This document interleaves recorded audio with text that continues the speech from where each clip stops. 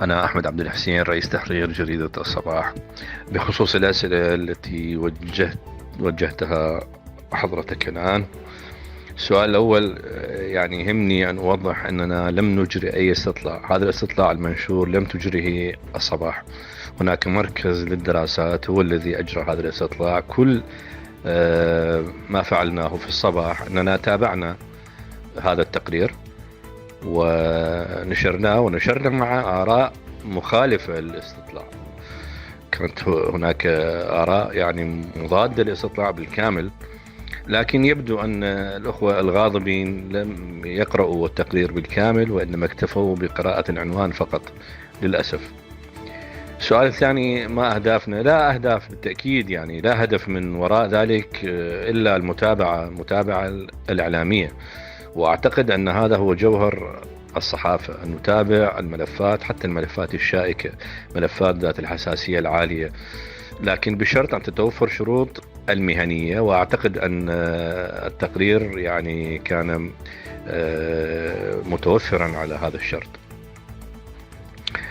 السؤال الثالث عن رد الفعل. ردود الأفعال كانت غاضبة من قبل الإقليم، لأنه بصراحة يبدو أن يعني الأخوة لم يقرأوا التقرير مثل ما قلت لك، وإنما اكتفوا بقراءة العنوان. ولو كانوا يعني قرأوا التقرير لوجدوا يعني الرأي والرأي الآخر فيه.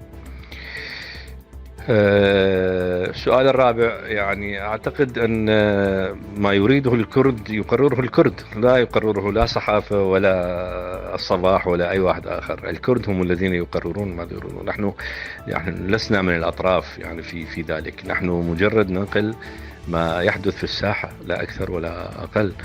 ويعني اللافت أنه نفس التقرير منشور يوم أمس في صحيفة العرب، ومر يعني بالكامل. يبدو أن يعني الأخوة السياسيين العراقيين عموما، العرب والكرد، التقارير التي تنشر في الصحافة العراقية ينظرون لها بعين غير العين التي ينظرون بها للتقارير التي تنشر عادة بالصحافة العالمية.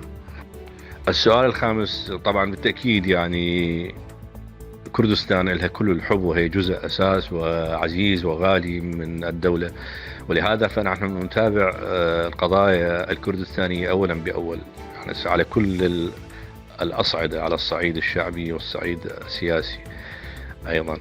الرسالة اللي نحب نتوجه بها إلى المواطنين الكرد، وأنه صحيفة الصباح تتابع الشأن الكردي بنفس الهمة ونفس الحرص اللي نتابع به الشؤون الأخرى.